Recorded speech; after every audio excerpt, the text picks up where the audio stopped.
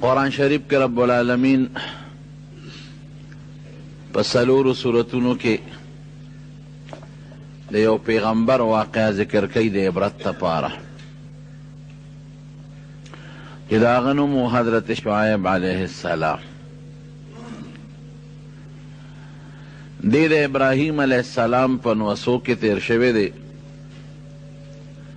ابراہیم علیہ السلام دا اللہ دیر جلیل القدر پیغمبر تیر شوے دے او زمون دا نبی کریم صلی اللہ علیہ وسلم نکاو ذکر چه حضور پاک فرمائی ویده دا خپل پلار یعنی دا نکد ابراہیم علیہ السلام دعای ما آغا با پیم فخر کو دا ابراہیم علیہ السلام پا اولاد کی تقریباً سالور زر پیغمبران تیر شوی دی درے بی بیانے وی دا یوی بی بینو میں ساراو داغی بچیو حضرت اسحاق علیہ السلام او حضرت یوسف علیہ السلام یعقوب علیہ السلام دا داغی پا اولاد کے تیر شوی دی دا بلی بی بینو میں حضرت حاجرہ علیہ السلام او داغی پا اولاد کم گن پیغمبران تیر شوی دی زمونگ دا دوار جہان و سردار دا دا بی بی حاجرہ پا اولاد کیو دا بلی بی بینو میں قطوراو دا مدین دا قطورا بچیو او دا شعیب علیہ السلام و نور گنشمیر پیغمبران دا داغی پا اولاد کی تیر شوی دی نو مدین دا ابراہیم علیہ السلام زوی دے دا بی بی قطوران پیدا دے او چې دا کم کلی دا مدین مشهور دی دا دا آغا پنوم بانده مشهور دی دا کم مشهور دریاب بحر قلزم چه وتوی او مشهور علاقه دا وادی سینا وتوی لوی علاقه او آغی که چه کم غر دی دا آغی غر کوه تور چه وتوی جبل تور دا مشهوره لوی ریگستانی علاقه دا بحر قلزم پخوا کے مصر سر جنگی دلی دا او دا سعودی عربنا نیغا چه کملار دا او دا عراق نا یولارم پی ورغلی دا نو دا مدین دا مصر سر دا دغی وادی سینا پا غاڑ باندی یو لوی علاقه تیره شوی دا قرآن شریف کے اللہ فرمائی الى مدین اخاہم شعیبا وارسلنا مخ کے تیر شوی دی آیتنا چی مونگ دا مدین خلق یو داغی دا نسب و دا قوم نے یو سڑی ورو لے گا چی داغنم حضرت شعیب علیہ السلام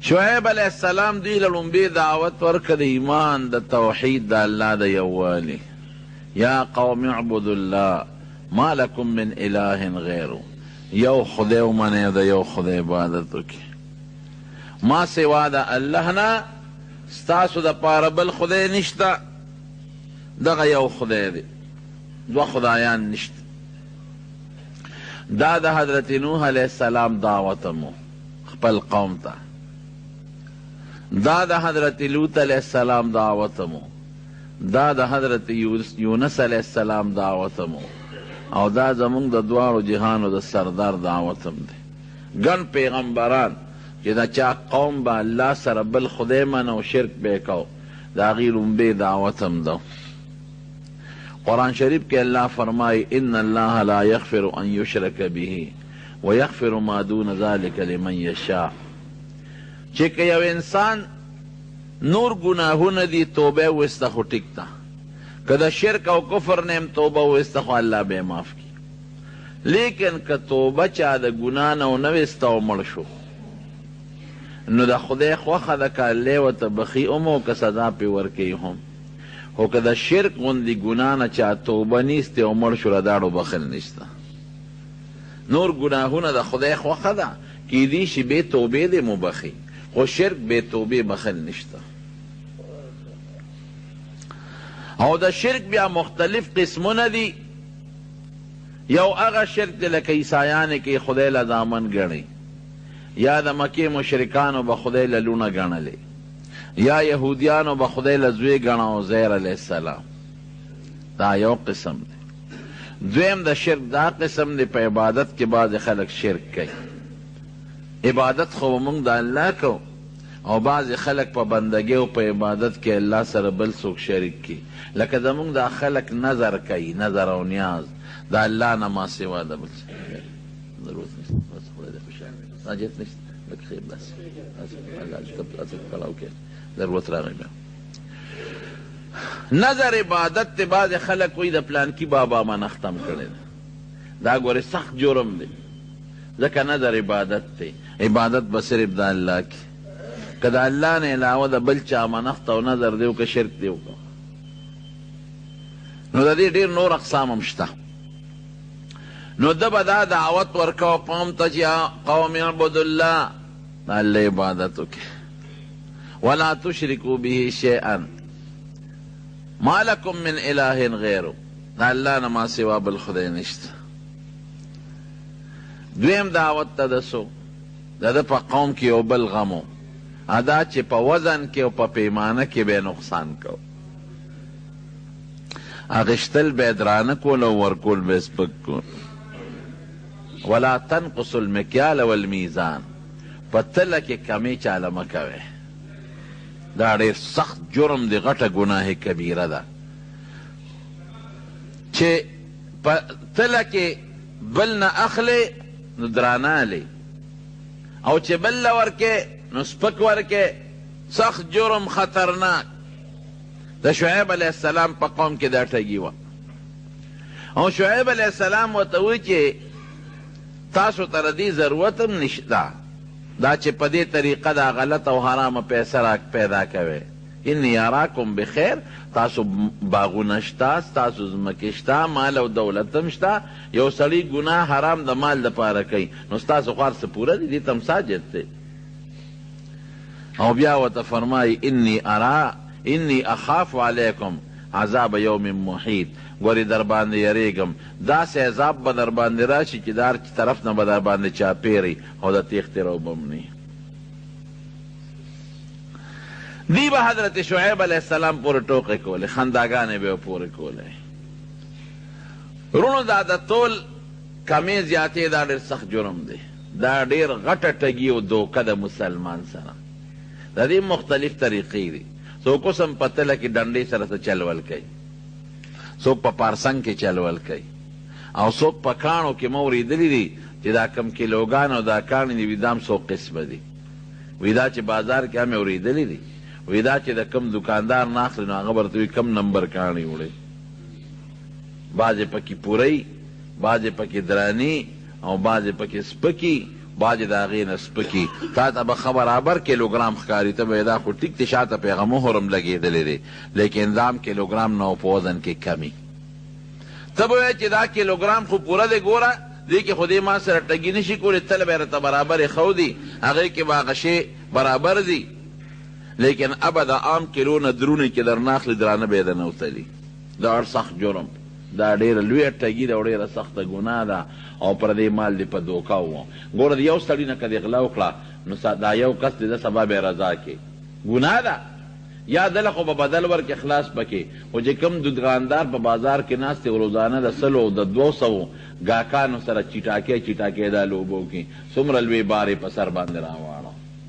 یو یې حرام خوري وکړه او یو یې ټګي او دوکه وکړه. ټګي او دوکه ډېره لویه ګناه ده. نبی کریم صلی الله علیه وسلم یو ځل د مدینې منورې په بازار کې روان، یو سړي غله خرڅوله، حضور پاک پکې لاس ومنډه، چې لاس یې ومنډه لاندې لمده وه او د پاسه وچوه. ما هذا، دا څه شی دی؟ د پاسه وچوه لاندې لمده. وی اصابته السماء، وی صاحب باران پې شوی دی، په دې باران شوی دی. نبی علیہ السلام مبارک ورته فرمایل چې هغه باران والا د پاسه ولې نه ایښودل؟ باران د بره کېږي که لاندې کېږي؟ باران خو د پاسه کېږي، لاندې خو اوچي. نو باران چې په کم شوی و پکار دا دی چې هغه د بره خلکو ته ښولې چې دا ګورې لامده غنم دی، غنم دې لامده کړي، خو په تله کې زیات شو. بیا حضور پاک کو فرمایل من غشنا فلیس منا، چا چې زمونږ مسلمان سره دوکه وکړه او ټګي وکړه دا زما په لاره نه دی روان، زما په طریقه نه دی روان. دوکه خطرناک جرم او ډېره لویه ګناه ده. ګورې اسانه خبره خو نه ده. پایو کې خلک وباچي دا هم د دوکې یو قسم دی. اکثر خلک په دې کې مبتلا دی. ولې په پایو کې وباچي؟ یو بوډۍ ښځې نه مې تپوس وکړو، مخکنۍ خبره ده، پایو کې مونږ به دې پی غشتل. ما وې ترورې نن خو دې په دې په دا پی خو دې ډېر زیات نري کړي دي، دې پایو کې اوبه ما اچوه. وایي ولې اوبه پلیتې دي څه؟ اوبه پلیتې دي؟ اوس د هغې ذهن کې دا و چې اوبه خو پاکې دي، راشه چې څونه پکې اچې. ما یې ترورې تا نه خو ما دا پی زه اودس ته نه وړم چې اودس پې کوم او تا پلیتې کړي دي او نه پې غسل کوم. که چېرته دا ما د اودس او د غسل دپاره استعمالولې نو بیا به تا ویلو چې ما پکې پاک شی اچولې پلیتې به نه اچولې. دا خو تا اوبه بې قیمته شی دی او د پیو په قیمت ته خرڅې کړې. پی مثلا په 40-50 روپۍ کیلو خرڅېږي، اوبه مفت خرڅېږي، مونږ کره لږې دي څه؟ مونږ پکې خپله نه شو اچولې چې پاکې اوبه دي. تا ته څه ضرورت دی چې ته پکې اوبه اچې؟ نو دا ټګي او دوکه اوبه د پیو په قیمت خرڅول دا ګورې ته به نه وایې چې مړه دا د هر چا د غلو مختلف قسمونه دي، دا هم پکې یو غل دی چې پیو کې اوبه اچوي. د مسلمان سره یې دوکه وکړو په یو طریقه رتې پیسې ووالې. غلا څه ته وایي؟ په یو پټه طریقه د چا جیب وال. نو بعضې سوشل او په تهذیب یافته خلک په یو طریقه غلا کوي او بعضې خلک په بله طریقه پردي جیب کې ګوتې منډې او غلا کوي. دا د غلا طریقې دي. دا مو وایه چې نه دا خو زما د خپل کور پی دي، نه دا هم د غلا او د ټګۍ یو طریقه ده. بچې خدای دې لوی کړي د دې شي ته بیا دا حواس کوي مثلا دې خوش مونږ به ګزاره وکړو. خیر دوش نو دا د دوکې قسمونه دي. یا بعضې خلک دا دکانداران په دې سوداګانو کې دوکې کوي، په قیمه کې مثلا دوکه کوي، قیمه کې پړپوس ګټ کي، پړپوس پکې په هغه نن سبا خو هغه مشینۍ پیکو دي که نو پړپوس پکې اووي پکې ګټ کي. نو اوس دا دې ګناه وکړله. پړپوس خو د 20-30 روپو کیلو شی دی او قیمه مثلا په 200-250 روپۍ کیلو ده، نو هغه د 20-30 روپو شی دی ورسره په 250 کیلو خرڅ کړو. تا نو خو پړپوس نه اخلي، رنګ پکې اچوي. بالکل دا ټوله دوکه ده او ګناه ده. نبی علیہ السلام حدیث ته ګوره من غشنا فلیس منا، چا چې ټګي وکړه خراب شی په ښه باندې بدل که او خراب شی د ښه په قیمت خرڅ که او 2 نمبر د 1 نمبر په قیمت، دا دوکه او دا ټګي ده. دا وایي زما په طریقه نه دی روان. دا ټولې لوبې دي او ټولې طریقې دي. چی ته ګوره ډېر کم خلک به داسې وي چې هغه به سوچه او پاکه چی خرڅوي، یعنې اکثر دا د روجو بسمس او دې له رنګونه ورکوي او په خلکو یې خرڅوي. یا دې مسالو ته ګوره. ما یو ځل د یو دوکاندار نه مساله اخیسته، ما زیره ته اخیسته، زیره سپینه، ما یې نه توره زیره راواله مزېداره چې کومه خوشبویې. ما ته یې ویې هغه تا باندې نه خرڅوم چې راویې اخیسته داسې بل شان زیره غوندې وه. زه به پوه شوم چې دا زیره نه ده، ځکه زیره خو سړی پېژنې، تورم پېژندې جو سپینم چې مې وکته خشته خوشبویه وه. مې دا ولې ماله نه راکې؟ ما ته یې ویې دا د اسونو او د خرو خاشونه دي او اسنس یې پکې اچولی. اسنس دا یو خوشبویه بوتل یې خرڅېږي، د هر شي خپل خوشبویې وي او پکې اچوه. مسلمان باندې د خرو خاشنه خرڅوي او د اسونو خاشنه پې خرڅوي. او مخکې ورځو کې په اخبار کې ونه کتل چې سپي خرڅول، سپي حلال کړي او سپي خرڅوي په مسلمان باندې، سپو غوښې خرڅوي. قسم دی یو سړي راته په خپله خبره کوله، یو سټور نه مې غوښه راوړوي، بیا ګورې دې سټور نه غوښه وانلې. او په مکه مکرمه کې راته یو سړي خبره کوله، د خدای په د نبي علیه السلام په کلي کې راته خبره کوله. ما ته یې کم څاروي چې زمونږ د سوداګرو سره مړه شي په دقې خلکو خرڅوو، بلکل مردار څاروي. یو سټور یې راته وښو، ما یې بیا د ما توبه. نو ګوره دا د دوکې مختلف قسمونه دي. دا خطرناکه ګناه او زمونږ پاکستانیان په دې سیس کې نمبر 1 کې دي، په ټوله دنیا کې نمبر 1 چلیږي. حکومت تم په دې کې نمبر 1 کې چلیږي. پخوا به موږ سعودي ته تلو نو هغې کې به هغه بل شان ټیلیفون به و، هغه ریال به یې ورغورځو، اوږد ریال به و، هغه به یې ورغورځو، یو به یې ورغورځو، بیا به یې بل ورغورځو. نو چې تر څو به د ریال ورغورځو نو خبرې به دې کولې، او چې کله به هغه ریال بند شو نو بیا په ټیلیفون کې خبرې بندې شوې. هغې خپل مخصوص طریقه کار. ما ته یو سړي خبره کوله، ما ته یره یو مسلې تپوس ته نه کوم، وایي دا وایي مونږ خو ټیپر مولیو کې زیاتې ظلم نه کوو، وایي دا خبرې کوي او چل هم زده کړی دی. هلکه څنګه چل دی زده کړی دی؟ په یو ریال کې هم د اوسپنې تار اچولی دی، د سیمو نرۍ تار هم اچولی دی په ریال کې، وایي هغه ور وغورځو لاندې، وایي به پاسه پې بل ور وغورځو، بل هم نیولي چې دا لاندې لاړ نه شي، هغې خپل ماهران دي که. وایي بلا پې ور غورځو، خبرې کېږي چې ښه ډېرې په غنټو خبرې وکړو، هغه راکاږو بره پې ټول ریالونه واپس راوځي.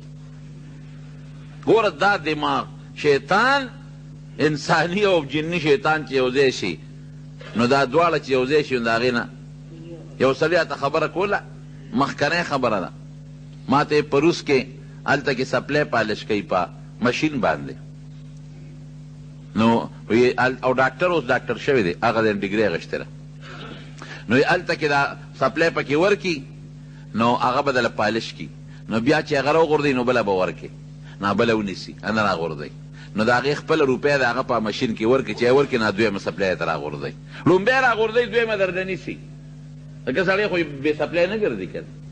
وایي مونږ دا چل کړی پاکستانیانو چې یو سپلی دلته پالش کړو هغه راغورځوي که نه، وایي بل مشین کې پالش کړو، بل مشین ته خو هغه لومبی ده راویې غورځوي.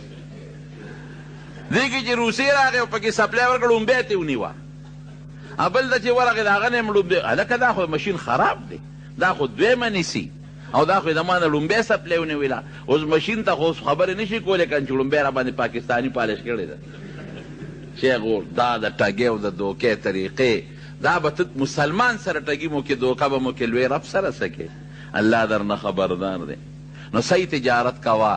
نبی کریم صلی اللہ علیہ وسلم فرمائے التاجر الصدوق الامین، کم سړی چې تاجر سوداګر دی، رښتیا وي او امانتګر دی، خیانت او دوکه نه کوي، دی به کم ځای وي مرتبې ته ګوره. تجارت دونه بهترین شی دی.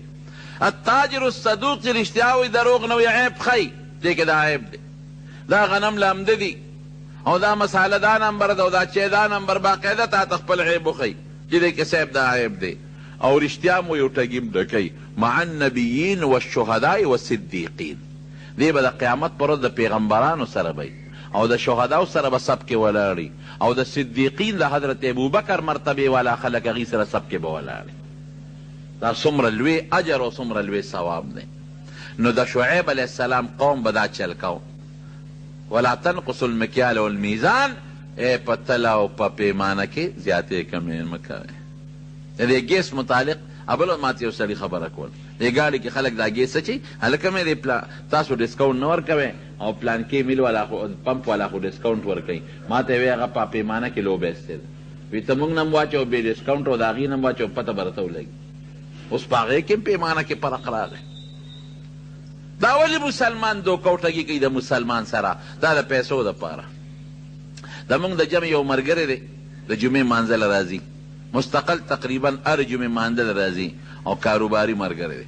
هغه ما له راغی ما ته کېناست، ما ته ویره دا یو غلطي رانه کېږي، او که دا غلطي ونه کوم نو 5 روپۍ ګټم، او که دا غلطي کوم نو 50 روپۍ ګټم.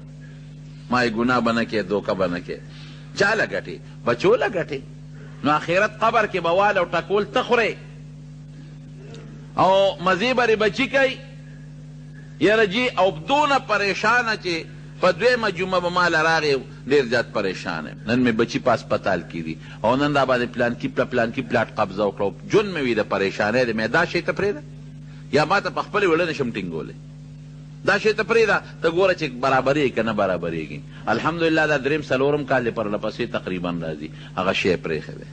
اوس دونه خوشحال او سکون. ما ته مولوي صاحب د هغې نه مې زیاته سودا خرڅېږي، هغې ګټې نه مې زیاته ګټه ده، ګټه مې هغې نه زیاته ده، سودا مې هغې نه زیاته خرڅېږي، بچي مې مطمئن، زم مطمئن، جون خوشحاله الحمدلله. خپل په تهجد کوم.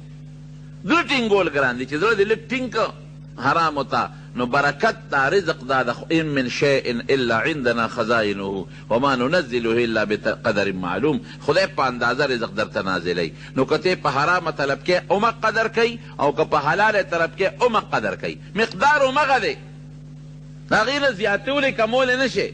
اوس تا ته ګوري چې دا سوړه دی نیر ته د دې ګنده نه وره خوباسې او که د دې پاک نه ورته وره خوباسې.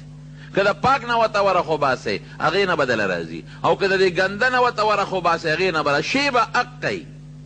خو لیکن دا زمونږ د شیطان دوکه ده. نو حضرت شعیب علیه السلام قوم به دا چل کو او ته دا به نه کې، ده به مونځ ډېر زیات کو. شعیب علیه السلام او خدای ته به ژړل، اصلاتک تأمرک ان نترک ما یفعل آباؤنا، وی ستا مونځ تا ته دا چل ښیي، دا ډېر مونځونه چې کې د پلار نیکه طریقه هم ده او دا پرېږدو، مانځه پورې به ټوکې ټقالې به پورې کولې. او ان نفعل فی اموالنا ما نشاء، شا چې څه غواړو هر باندې پرېږدی او د پلار نیکه طریقه او رواج را باندې راته مونځ دا چل ښیي. اوس هم چې کوم سړي نه غلطي وشي او ږیرې پرېښي، خلک وایي هله وایه دا لا شیخ دی، دا ورته را ږیره را چل ښیي، هلکه دا لا پټکي په سر دی، دا پټکي راته دا چل ښیي. د نیکۍ پیغور به نه ورکوې، د ګناه پیغور ورکه. د نیکۍ پیغور به چاته هم نه ورکوې، دا ډېر سخت لوی جرم دی. او سړی په سایکل روان و بلې ته ولګېد، او وایي ته لا شیخ یې او زه په سایکل ووالم. هلکه نو زما بریکونه خو په ګیره کې نه دي چې ته ماله د شیخ والي پیغور راکړې، خو مې په لاس کې بریک لګېدلی، هکه معمولي څو قدم. هلکه ته لا شیخ یې، نو له شیخ څه چل وکړي؟ شیخ سره خو عقل زیاتېږي نه، شیخی سره عقل خو همغه عقل دی، که ګیره خري همغه عقل دی او که ګیره یې پرېښوده همغه عقل دی. نو ولې د ګناه کار کې؟ نو دا زړه طریقه ده. وي تا ته دا چل دا مونځ ښیي. حضرت شعیب علیه السلام به مونځ ډېر کو او خدای ته به یې ډېر زیات جړل، هر وخت به الله ته جړا کوله. او نبی کریم صلی الله علیه وسلم فرمایي چې کوم انسان خدای ته ډېر جاړي د هغه نه خدای ډېر زیات خوشحالېږي. خود د دواړو جهانو سردار مبارک به الله ته جړل. عایشه صدیقه رضی الله عنها فرمایي وایي د شپې به اوږد مونځ کو، داسې مونځ به یې کو حتی تورمت قدماه، وایي دا خپې مبارکې به وپړسېدلې او جړل به ولجوفه عزیز کعزیز المرجل، وایي دې سینې به یې داسې غرار کو د جړا د وجې نه لکه کټوی چې په اور باندې کېدی هغه غرار کوي. او حضرت ابوبکر صدیق رضی الله عنه د خپل کور نه بار دال یو رکوټ جوماتګۍ جوړ کړی او هغې کې به یې مونځ کو، ته قرآن شریف تلاوت به یې کو او جړل به. د مکې مشرکانو نه پرېښود، وی ته جاړې زمونږ دا ښځې درته راغونډېږي او دا بچي درته راغونډېږي، هسې نه زمونږ دا ښځې او بچي تا ته ولاړ وي او دا چې ته مسلمانان نشي، په دې نه پرېښود. په جړا باندې الله ډېر زیات خوشحالېږي. د دواړو جهانو مبارک سردار فرمایي وی یو هغه اوښکه د انسان د سترګې نه چې د الله د یرې نه ووتله، وی دوه څیزونه چې په یو ځای ولګېدل په هغه ځای د جهنم اور حرام دی. یو هغه اوښکه چې د انسان په وجود د الله د یرې نه ولګېدله، په کوم ځای چې د الله د یرې اوښکه پرېوته د جهنم اور پې حرام، او بل هغه دوړه چې د الله په لار کې در باندې پرېوته. دغه دوړه چې په کوم ځای پرېوته او دا اوښکه په کوم ځای پرېوته، دقه ځای نه به جهنم کې نه سوځي، جهنم اور پې حرام. نو د به ډېر زیاته جړا کوله رب العالمین ته، سترګې ړندې شوې د ډېرې جړا د وجې نه، لکه څنګه چې د حضرت یوسف علیه السلام د پلار سترګې د یوسف علیه السلام د غم د جړا د وجې نه ړندې شوې، د ده هم ړندې شوې. نو ګوره الله ورسره څه احسان وکړه، سترګې ړندې شوې، نو خدای پاک وله حضرت موسی علیه السلام خدمت له راوسته. الله خو بادشاه دی.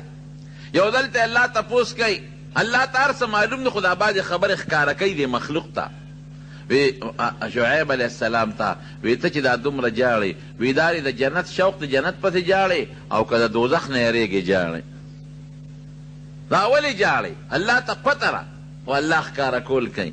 وی نه مې د جنت شوق پسې جړا شته او نه مې د دوزخ د یرې نه جړا شته، وی جړا مې الله ستا په دیدار او ملاقات پسې ده، چې د خپل رب سره به زما ملاقات او دیدار کله کېږي، هغې پسې جاړه. نه مې د جنت خپل کار به کوي، میلاو شوم او که میلاو نه شوم، او د دوزخ نه هم پروا نه ساتمه، خو چې ستا څه فیصله د پروردګار هغې کې زه سم نشم کولی. ستا دیدار او ستا په کتو پسې جړا راځي چې کله به زما ستا ملاقات راځي. رب العالمین ورته وایي ښه زما دیدار درته مبارک شه، تا ته به زما دیدار به درته خامخا کېږي، مبارک شه. په سترګو باندې ړوند نابینا حضرت موسی علیه السلام دلته ته سړی مړ شو په د فرعونیانو په قوم کې، سړي له سوک ورکو ادب یې ورکو، هغه لاړ مړ شو او د هغې نه د بادشاه دربار خبر شو، نو د هغه ځای نه راوتښتېد مدین ته راغی. فلما ورد مدینه، چې رالل مدین ته راورسېده، نو هلته یو کوي ته راورسېد، ډېر زیات انتهایي ستړی او په منډه منډه راځي. کوي ته چې څنګه راورسېد، نو کوي باندې خلکو خپل څاروي سیرابول ګډه چیلې سې رابولې او هغه کویان اوسم تاسو تاریخ کې وګورئ نو ډېر جوور جوور کویان دي. یو خو زمونږ د وطن کویان دي نه، هغه جوور کویان او په پنځو شپږو کسانو باندې هغه برقه راوباسي. ذموار کو الله پې شاهد کا.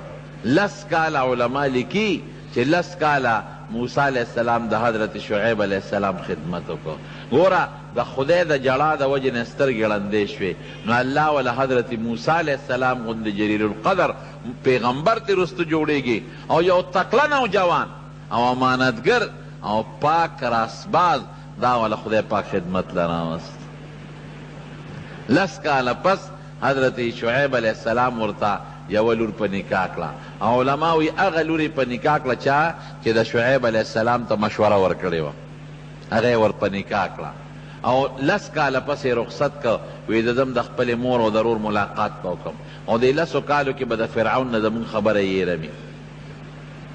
حضرت شعیب علیہ السلام ول یو کونټی ورکړه په تحفه کې او ګډه چیلې والا ورکړی او دغې وخت کې خدای پاک د ده سترګې بیا جوړې کړې وې. تاریخ لیکي چې خدای پاک یې ړوندوالی ختم که الله جوړ که په سترګو باندې. وی داسې وکړه دننه یو کونټی راواله او دا ګډې چیلې دومره ځان سره واله او زه بیبي دې ځان سره په مخه کا. دې چې ورغې کونټی راواخېسته راویړه وی نه دا کیره دا بله راواله چې هغه کېښوده بله یې راواخېسته راویړه بیا ومقه راوړه وی درته یم دا کېده بله راواله چې بیا ورغې بلې له یې ګوتې یوړې بیا وله همغه ګوتو له راځي چې بار یې راوویسته وی زه خو بله رالم ګوتو له مې دا راځي. وی ښځه مبارک دې شه دا هغه کونټی وه چې نسبن د ابراهیم علیه السلام نه دته پاتې وه او دا حضرت آدم علیه السلام لس څیزونه ځان سره د جنت نه راوړي. یو پکې دا کونټی وه چې بیا د موسی علیه السلام دپاره د لویې معجزې ذریعه وګرځېدل. نو ګوره خدای پاک څومره لویه مرتبه ورکړه. د یو پیغمبر نوسی دی د ابراهیم علیه السلام او بل پیغمبر یې زوم شو حضرت موسی علیه السلام او د هغه نه خدای پاک څومره لوی کار واغېسته. قوم ته به دقه نصیحتونه کول ولا تنقص المیزان والمکیال په تل او په پیمانه کې کمې زیاتې مه کوئ. انی اراکم بخیر زه خو تاسو وینم مال دولت هم ډېر دی دې ته هم ضرورت څه دی. بل ځای کې راځي ولا تفسدو فی الارض په ځمکه کې فساد مه کوئ. دي بغلاګانې ډاکې کولې. حضرت شعیب علیہ السلام ته نبی کریم صلی اللہ علیہ وسلم خطیب الانبیاء ویلې وی په پیغمبرانو کې دله بهترین تقریر چل خدای پاک ورستی دی. حضور پاک چې کله معراج ته ته په بیت المقدس کې ټول پیغمبران 1,40,000 ورپسې 2 رکعاته مونځ کړی دی. نو یوازې مونځ نو هغې کې د پیغمبرانو تقریرونه کړي دي. حضرت آدم علیہ السلام تقریر وکړو، حضرت نوح علیہ السلام تقریر وکړو، حضرت موسی علیہ السلام تقریر کړی دی او دارنګې حضرت ایوب علیہ السلام. دی جلیل القدر پیغمبران به یو یو پاسېدل او جبریل علیہ السلام د سټیج ناظم و سیکرټري و هغه به رابلل. نو حضرت شعیب علیہ السلام هم پکې تقریر کړی دی. نو د پیغمبر علیہ السلام او بیا آخره کې نبی کریم صلی الله علیه وسلم هم تقریر کړی دی. د هغې نه پس مجمع خوره شوې ده او نبی علیہ السلام بر اسمانونو ته تللی دی. نو نبی علیہ السلام په ټولو پیغمبرانو کې د حضرت شعیب علیہ السلام د تقریر صفت کوي. وی خطیب الانبیاء په پیغمبرانو کې داسې خشته تقریر او خشته ښکلې خوږې خبرې چې د انسان زړه ځان ته رامایل کوي د شعیب علیہ السلام نه بل مې نه دي لیدلی. خلک به د باره راتلل ده به ورته د دین دعوت ورکوم. نو د قوم یې څه چل شروع کړه. دوی به په لارو کې د مسافر لوټول، ډاکې به یې غورځولې او غلاګانې به یې کولې. دې کې به دا مقصد و چې دا لاره کې بدامني راولو چې څوک اډودله راځي نه. خلق به وایي چې وروره ډاکوان دي په لاره کې او د خلکو نه سامان اخلي او خلک لوټ کوي نو نه به راځي ولا څوک.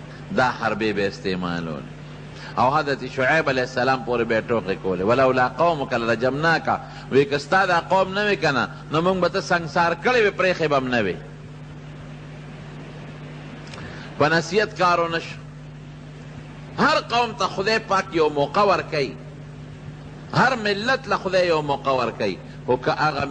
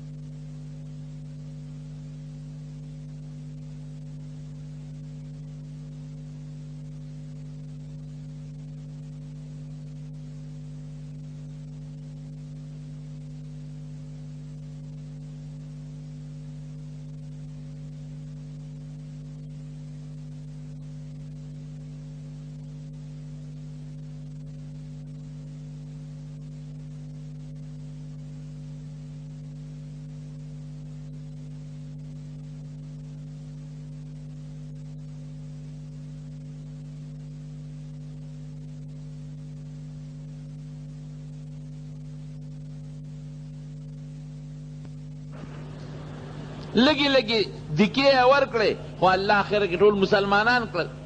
نو که د الله تعالی د هغه مهلت نه دی فایده واغېسته خو ډېره ښه ده، او که د هغې نه مهلت نه فایده وانغېستله نو بیا خدای پاک داسې هلاکت او سزا پرې راولي چې د هغې مثال هم ګورې په مخ د ځمکه بیانوي. شعیب علیه السلام ورته وایي چې ګوره سم شئ، انی اخاف علیکم عذاب یوم محیط، در باندې د هغې عذاب نه یریږم که ادر باندې راغی او ادر نه چاپېره شو نو بیا کو تښتېدی ته نه شي. شعیب علیہ السلام ته رب العالمین حکم وکړ ویره دې وطن نه هجرت کوه، ردی د عذاب وخت را روان ځان ته وباسه.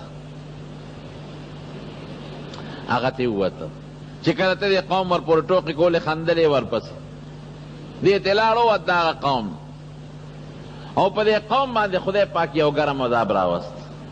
حالانکې د علاقه ګورې یخه ده، ما اورېدلې داسې دي، لیدلې مې نه ده خو اورېدلې مې چې اوس هم هلته کې 3 فوټه واوره پرته وي. علاقه یخ علاقه ده، الله تعالی پہ عذاب راوست د گرم هوا په شکل کې. دی ځان له سمکې تیخانې جوړې کړې وې هغې ته کوز شو یخی، هغه ګرم هوا پسې هلته هم ننوته. نو دی بار راووتل، چې بار راووتل نو الله یخ هوا راوست. دی خوشحاله شو چې دکه خیري ګرمي ختمه شوه، او دا خو موسمي تغیرات تبدلات وي او موسم را باندې یخ شو. دې کې یو وریځ پرې راغله، داسې وریځ راغله چې هغه ډېره ښکلې یخه وه او دوی ته رانږدې شوه، او دا ټول ورپسې راووتل، د هغه خپلو سمسو نه د هغه وریځې لاندې شو. نو 3 عذابه پې پرله پسې راول. لاول پې زلزله راغله، ځمکه وجړقېدله. تاسو ولیدل مخکې کالونو کې 2-3 کاله مخکې چې مانسېرې علاقه باندې کومه زلزله راغله؟ ما اورېدلي د خلکو لیدلې مې نه دي، وی غټ غټ بلډینګونه و شپږ چته دا داسې زمین بوز مکه کې ننوتل چې وی د هغې نام و نشان هم نه دی معلوم، او داسې لوی لوی شقونه او کندې په ځمکه کې جوړې شوې، سړکونه او غرونه په ځمکه کې ننوتل. د خدای پاک د زور مقابله څوک کولی شي؟ نشي کولی. لاول پې زلزله راغله، د زلزلې نه پس څه وشو؟ جبریل علیه السلام پې یو چغه وواله، ډېره هیبتناکه د هیبت چغه. او 3 نمبر د هغه وریځ نه پې د پاسه اور راوورېده، داسې اور پې راووتېدل، ټولې ختم کم کأن لم یغنوا فیها، داسې ریز مریز کړل لکه چې په دغه علاقه کې انسان روسېدلې قدر هم نه، داسې خدای پاک تباه و برباد کړ. دارنګې تاسو په روز کال دا سیلاب ونه لیده؟ هلکه سیلاب راغی د کوم ځای نه؟ د کالام د غرونو نه یوازې کالام غرونه نه دي، ګیر چاپېره چې څومره علاقې وې د ټولو نه اوبه را روانې وې. یوازې دلته نه دی زموږ د پېښورونو طرفونو ته وګورئ دا خوړونه مړونه، دا څومره سیلاب پې راغی. او داسې راغلل چې هغه غټې غټې آبادۍ وې او غټ غټ پلونه و چې هغه په دغه په بمونو هم نه ختمېږي، هغه غټې غټې آبادۍ او هغه غټ غټ پلونه نیست و نابود او ختم شو. د خدای پاک د زور څوک مقابله کولی شي؟ نشي کولی. دا یاد ساتئ وروڼو، ګورئ خدای پاک انسان له مهلت ورکوي. د دې رزق مثال درته ښیم، د بعضې رزق داسې مثال دی لکه یو انسان نوکر ساتلي وله ډوډۍ ورکوي، هغه نوکر نه خوشحاله نو ښه ډوډۍ وله ورکوي او ښه خوراک وله ورکوي، دې ته خوشحاله دی. دا رزق د ده لپاره یو نعمت دی. بعضې رزق د انسان لپاره قهر او غضبي، لکه د مږې د پنجرې ډوډۍ، د مږې په پنجره کې ورته غوښه واچئ او مالګې مسالې پې ورته ودوړئ او په غوړو یې موله وترسئ او په هغه دننه په پنجره کې ورته غوښه هغه ټوټه کېږدي او ښه خوشبویه کړي. څه دپاره؟ چې دا مږې ورپسې د سوړو نه هم راوځي، دونه خوشبویه چې د هغه مږې هغه سوړو کې دننه هم راوځي او په هغه پنجره کې خو ورته ښکاري دا غوښه ورننوځي. او څونه به ورته دا مږه خوشحاله چې داسې نعمت مې مونتی دی چې د دې نه اعلی نعمت بل نشته، دومره خوشبویه دی او څونه اعلی دی او ورته څوک شته هم نه راته پروت دی، دا لګی هغه غوښه خوري خوري خوري خوري، دا نعمت دی. لیکن کم ماشومانو چې پنجره یې ښودې د کوټه کې ورسره لاس کړي هغې بارزوئ، هغې وي ځکه خیرې ګیره شوې.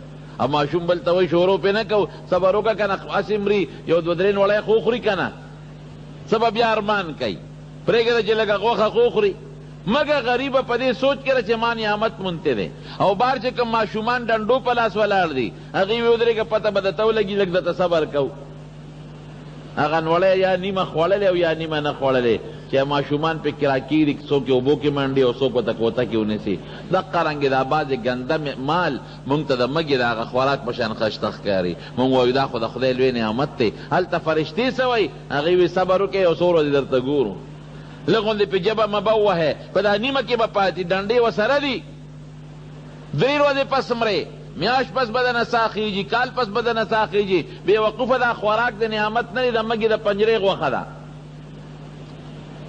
او بعض انسان له داسې خدای نعمت ورکوي لکه یو سړی چې خپل نوکر له خوشحاله ډوډۍ ورکوي د مارونو د دنیا په مال غاوره کېږي عادیان وګورئ سمودیان وګورئ د نوح علیه السلام قوم وګورئ او دارنګې د موسی علیه السلام د فرعون قوم وګورئ د دې نه غټ خلک درانه خلک نور تیر شوي دی د عادیانو په شانتې خلک الله اکبر غټو غټو تنو والا او غرونو کې به یې دننه سرنګونه ایستل او په غرونو کې دننه آبادۍ به یې کولې لیکن چې کله د خدای عذاب پې راغی داسې شو کانهم اعجاز نخل منقعر لکه د کجورو په باغ باندې چې هوا راشي زول او طوفان او دا تنې دقسې لوړې پرتې وي دقسې تباه و برباد شو دارنګې د شعیب علیه السلام قوم پیغمبر پورې به ټوقې کولې یو نیکانو خلک پورې ټوقې به نه کوي علماو پورې ټوقې به نه کوي څوک د دین دعوت در کوي او نیکي در تخی ټوقې به لنډې به نه کوي ها اوس دا مونده ته دا چل ښی هلکه د مړه ته یو زبرګ پکې ښې که نه مونږ نه سل زبرګان جوړی چې څوک مونځ کوي دیم راته مولا شو او که څوک چاته لږ غوندې دعوت ورکوي چې دا ګناه مه کوه ښه تم لاړې زبرګ شوې ها دا هلکه د دې خبرو څه مطلب دا د شعیب علیه السلام او د پخوانو پیغمبرانو د قومونو پیغورونه دي چې هغوی به خپلو پیغمبرانو ته پیغورونه ورکول او چې جړل به خدای ته ښه دې مکر ته یې ګوره د مکر د وجې نه جاړي اوس خلک داسې وایي که نه وایي که څوک د خدای د یارې نه هم جاړي نو خلکو پورې دا ټوقې کوي نه مونځ ته دا چل ښیي الصلاتک تأمرک ان نترک ما یفعل آباؤنا مونځ ته دا چلونه ښیي دا ټوقې به پیغمبرانو پورې کولې نو یو چې څوک درله د نیکۍ دعوت در کوي عمل پې وکړه که عمل نه شي ګورې ټوقې ور پورې مه کوه هر څه ریکارډ کېږي ګورې دې ته مه ګوره چې دا زه څه کوم ګنې بس دا لاړل افحسبتم انما خلقناکم عبثا وانکم الینا لا ترجعون دا سوچ مه کوه چې ګنې دا هر څه ما بس پیدا کړي دي او ماله به واپس نه راځې نو دا څیزونه به نه کوې ځمکه کې فساد به نه کې غلا غلطي ډاکه به نه کې او په وزن او په تله کې ټګي به بالکل نه کې یوازې وزن تله نه لږ ورې ما درته دې مختلف قسمونه وښول حرام خوري د دې نه خطرناکه ګناه بله نشته نبی کریم صلی الله علیه وسلم په یو جهادي موقع کې صحابو اوسې ښکار کړې وه هغه اوسې چې د ځان نه پړې اوږد که یا اوښله وراله نبی کریم صلی الله علیه وسلم سره خوا کې ودرېده زور یې وکړه ورسېده وله د الله رسوله زه ستا دې ملګرو ښکار کړی یم او ما له دې پړي نه پرانیزه په دا پلانکي غار کې زما ماشومان بچي دي ګوره حسین نبي علیه السلام سره خبرې کړې دي دا د حضور پاک معجزه ده زه به لاړه شم او دغه خپلو بچو له به پی ورکړم بچي راته وګیري او بیا به راشم نبی علیہ السلام مبارک ورته فرمایي په تا سید بار دی نه که زه دې پرېږدم ته خو زما دې ملګري ښکار کړې که زه دې پرېږدم او بیا را نه شي وایي داسې قسم به درته وخورم چې په مخ د ځمکه د اسمان لاندې د هغې نه سخت قسم به بل نه وایي څه قسم به وخورې وایي ښه ته ما پرېږده او که زه واپس رانلم نو ما د خدای پاک د قیامت په ورځ د حرام خورو په سب کې پاسوي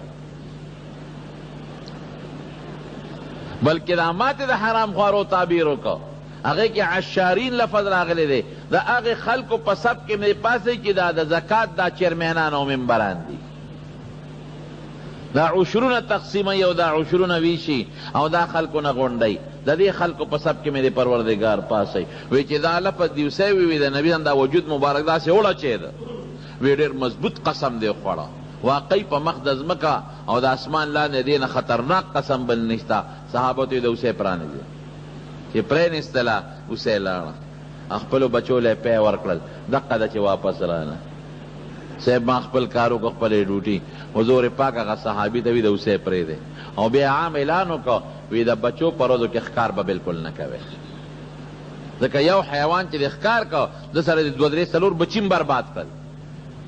د بچو په وخت کې چې د مرغۍ ویشته د هغې په جاله کې چې کم 1-2 بچي دی هغه مړه شو، ځکه هغې د رزق څوک وړي. نو د بچو په وخت کې به قطعا ښکار نه کوئ او هغه اوسه یې پرېښودله.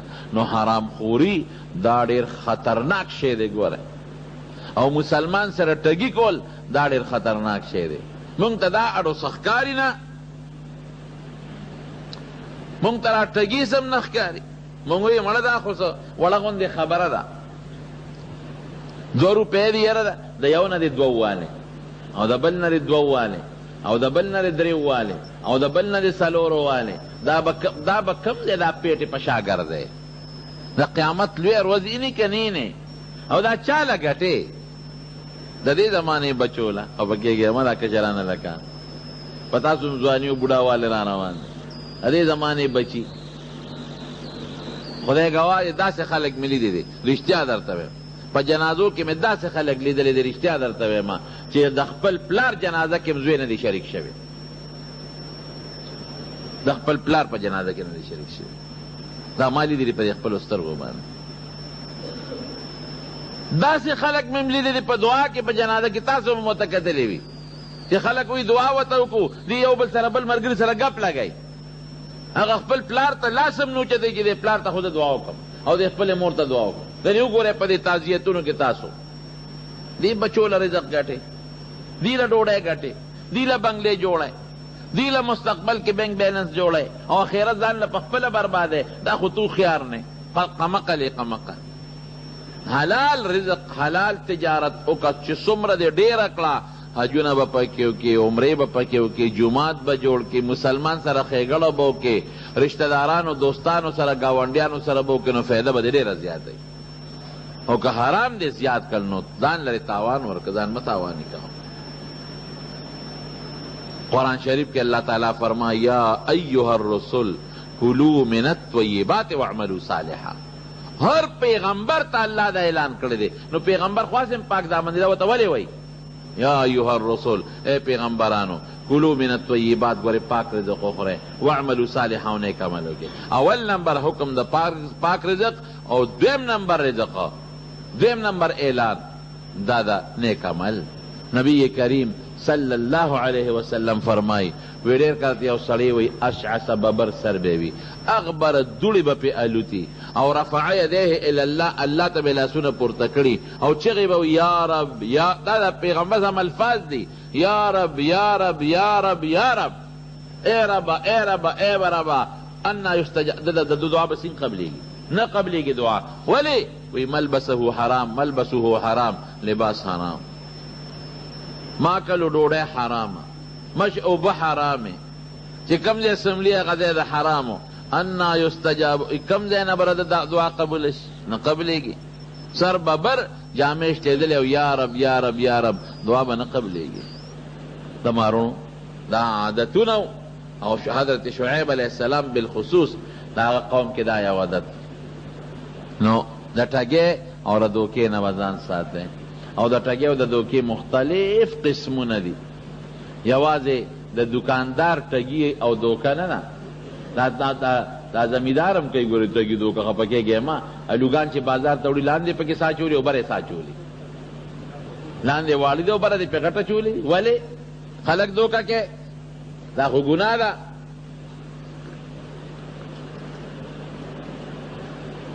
الحمدلله ټماټر چې وړي لاندې یو شان پراتی، بره بل شان پراتی، ګوړې له رنګ کاټونه ورکوي او پکې قسم قسم څیزونه رنګونه ولا جوړوي. دا ټوله ټګي نه ده، دا دوکه نه شوه. د هر چا چې د غلا څومره وس کېږي، ما راته وي د غلا مختلف قسمونه دي. د چا چې د غلا کم وس کېږي، پخوا به دا کبان خلکو اخېستن وي، غوږونه ولا وګورئ. هلکه چې غوږ یې تورې نه وي دا زوړ دی، او چې غوږ یې سپینې سورې نه وي دا تازه دی. ما ته چا خبره کوله، ما ته یې اوس د غوږونو نه پته نه لګي، وی په دې غوږ وله څه مساله چې د هر غوږ سوري. اوس مې دې سره څه کې مونږ وله د غوږ وکتو، اوس د هغه په خپله غوږ وګوره دې غوږ ته د ناتک سوري د قیانوس زمانې زوړ کب یو غوږ بې سوري، وی دا پسې مساله مګي دې سره څه کې دې ټګۍ سره. د دواړو جهانو مبارک سردار فرمایي د هغې مبارکه وینا ده. اوږد حدیث زه بیا ته مفهوم ویم. وی دا امانت چې دی وی دا قرآن شریف نم حکم دی او د حضور پاک په حدیثو کې د امانت حکم دی. وی داسې وخت به راشي چې دا امانت به د خلکو نه داسې وځي داسې چې وی ماسخوتن اوده کېږي نو دی به امینی او چې سار پاسي خیانتګر به وی خلک چې سودا کوي وی به چې هلکه په پلان کلي کلي کې یو سړی دی هغه ښه دی د هغه نه سودا وکړه. په پلان کې کلي کې یو سړی دی داسې ده اوس که نه ده.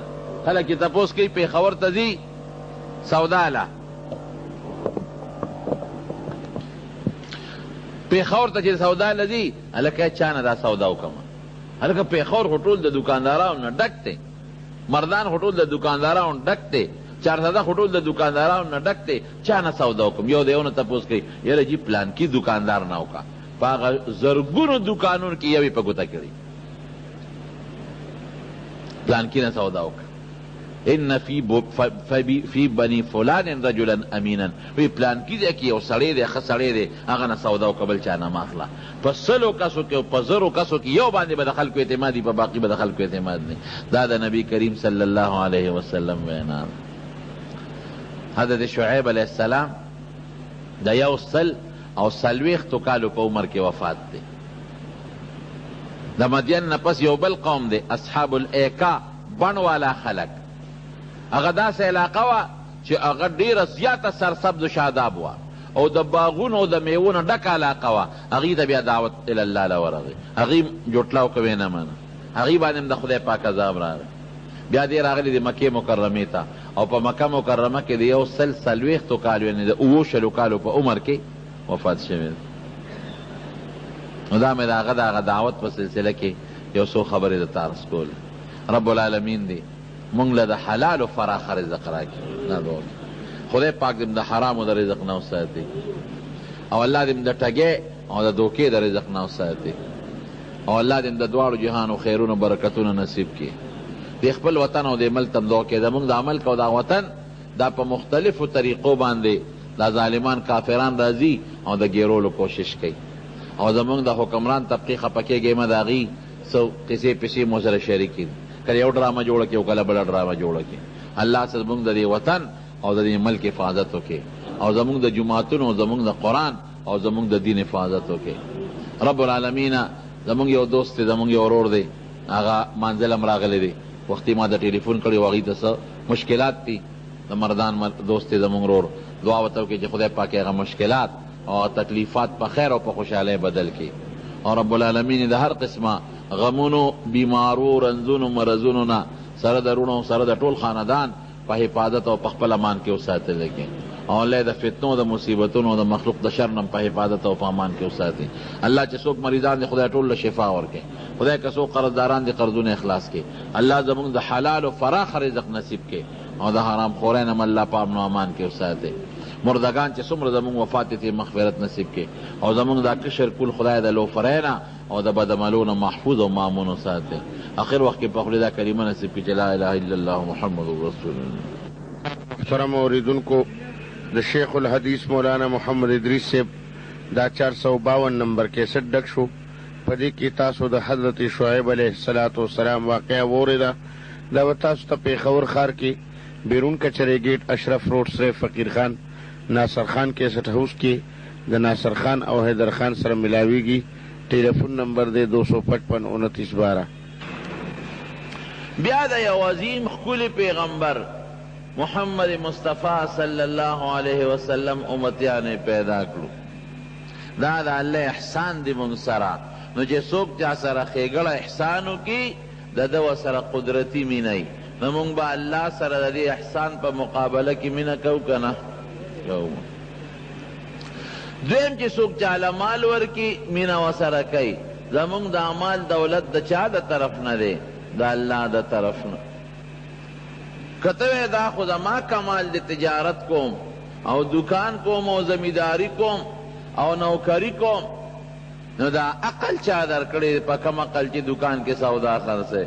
کته لیونی پیدا کړی شو، نه پټیو به کولی شو، نه دکان کولی شو، او نه تعلیم کولی شو، نه ډیوټی رتلی شو.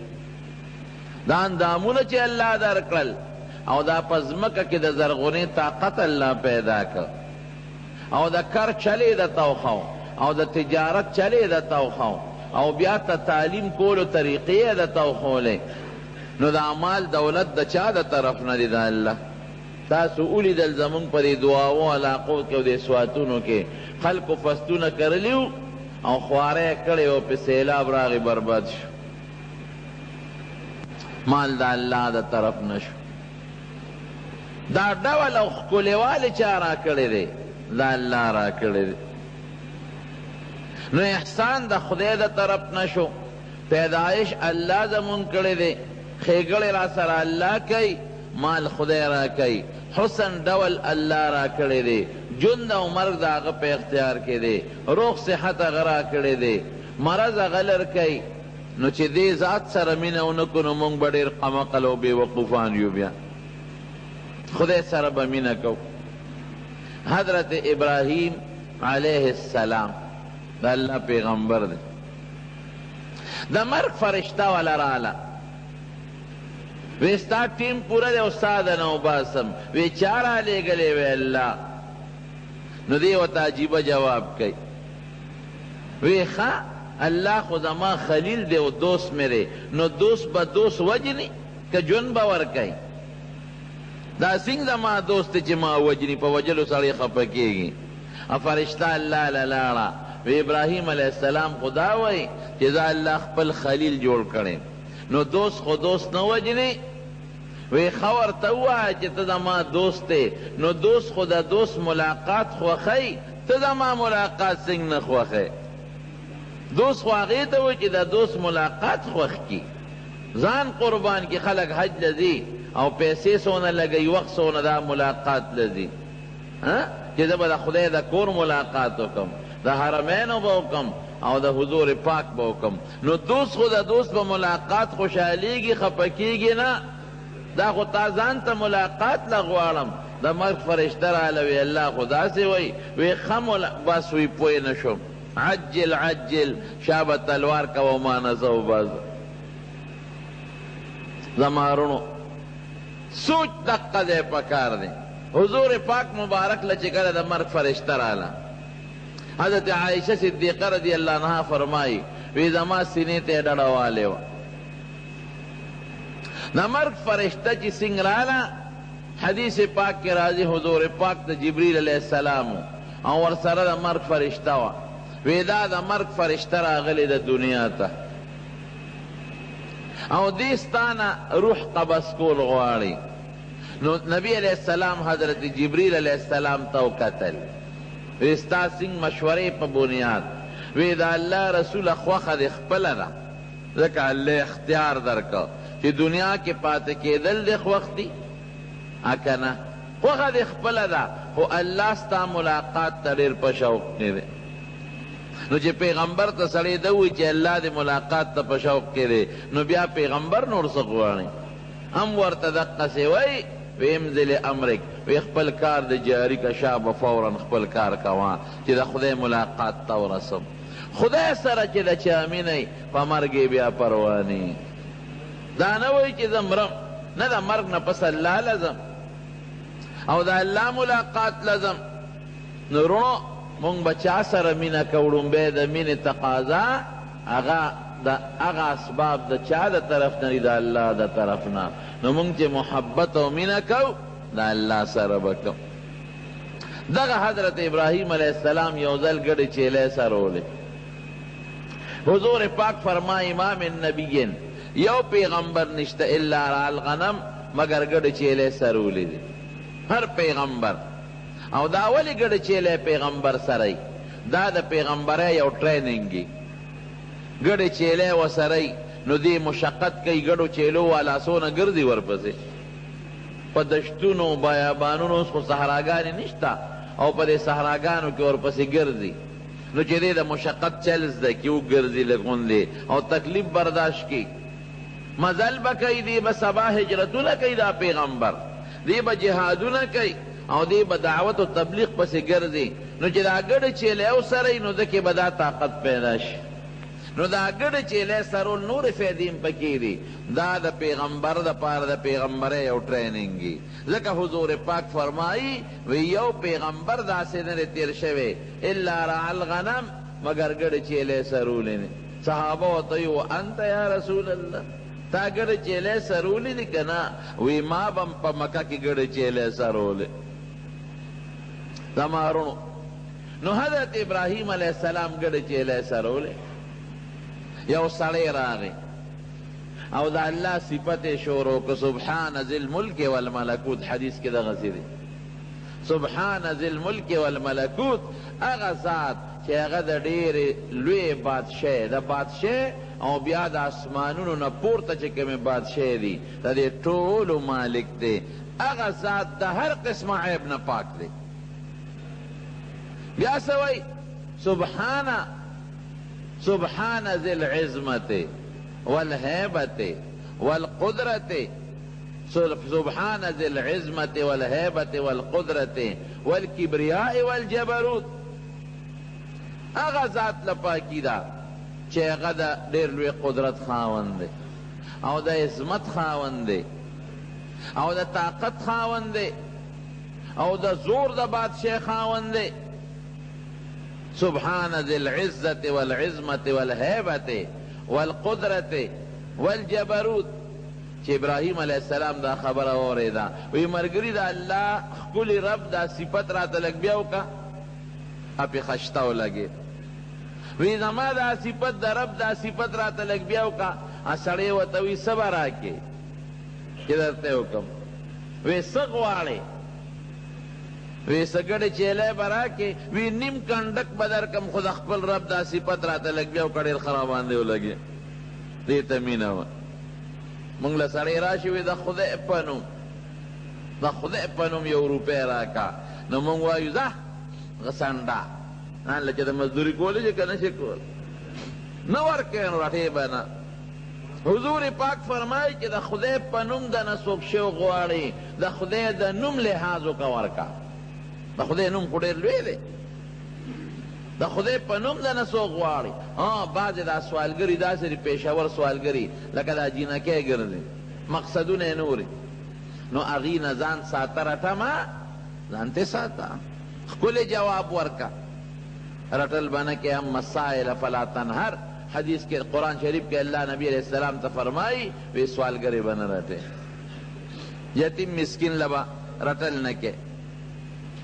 نو د خدای نوم ډېر لوی دی. ګورئ د خدای په نوم د نه څوک شی غواړي انکار به نه کې. د خدای په نوم د نه څوک بخښنه غواړي چې ما وبخه د خدای دپاره، وی د الله ډېر لوی نوم دی، د خدای نوم دی راته پیش که ما معاف کړې.